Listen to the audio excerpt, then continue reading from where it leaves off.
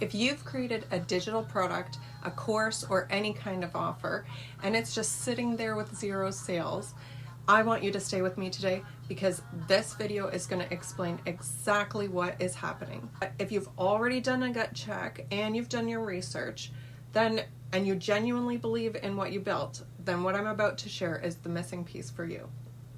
Because one of the things that I'm seeing with my clients right now is that their audience isn't actually feeling the problem that they're solving. And that is one of the most fixable things that there is. So let me guess what's happening. You did the work, you picked your niche, you built something that you genuinely believe in, and you posted about it, and maybe you even ran some traffic to it. And still, all you have is crickets. No clicks, no DMs, no sales, just this feeling of, is this even worth it for me? Well, here's what I want you to hear. You might not have a product problem at all. What you might have is just a connection problem, okay? You are trying to sell a solution, but your audience doesn't see it in themselves yet. And that's a gap, and that's what we're fixing here today. So here's the thing about how people actually buy. They don't buy the best product out there, they buy the best product that makes sense for them.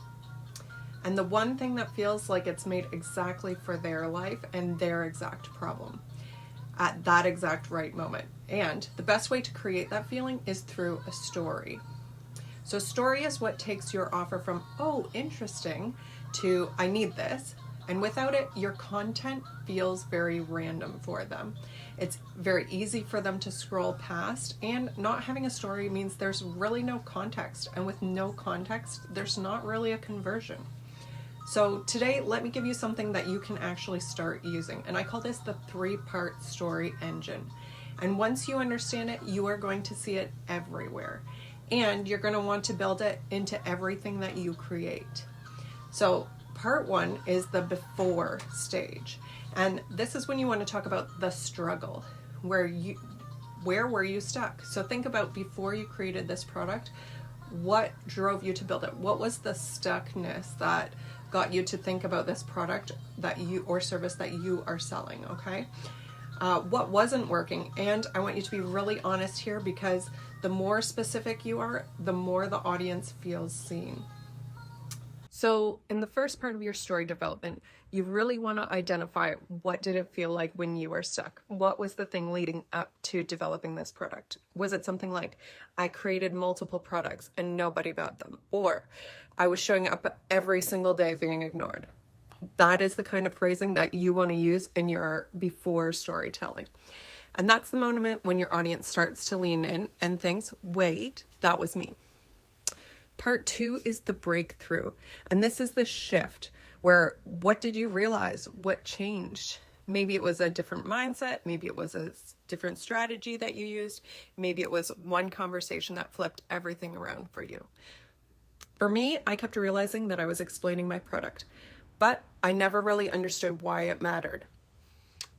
I kept saying things like, I sell digital products and I sell done-for-you writing services. And for the longest time, I would just say that exactly to them. But it wasn't until I actually started listening and having one-to-one conversations with my clients to understand why it was a no.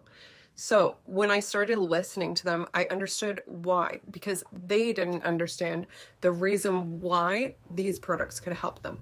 So they didn't understand how a digital product could help them generate leads. They didn't understand how a digital product could make sales. They didn't understand how this could help them build authority. And so once I started explaining that to them and helping them connect the dots, people started to change their mind, and that connection really changed everything for me. People started following along with me. They would reach out to me and began to work with me because they understood that I knew what I was talking about. So the part 3 is after. That's leading into the after.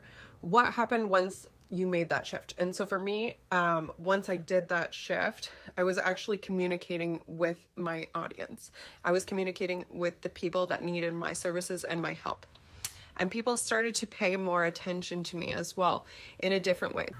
So they started trusting my expertise. They started reaching out to work with me, and they started asking me how to set things up. And some people just followed along with my journey, but it eventually inspired them to start their own journey as well. So what was that? It was a ripple effect. So doing one small change changed everything for me. So here's the thing I actually want you to do after this video. Take your product or your service or your idea, if you have not yet launched, and just answer 3 questions. First of all, what was life like before you figured this out? What changed, and what does it look like now? That's it.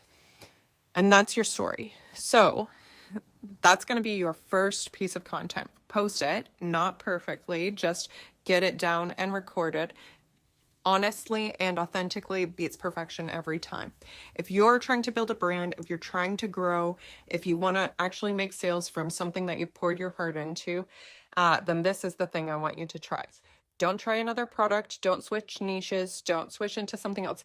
Switch into learning your strategy of how you are going to tell your story. Think about how you can tell your story in a way that makes people feel something, and that changes the whole game. So I'm going to keep breaking all of this down. So if you want to actually learn more of this, continue to follow along so that you don't miss it.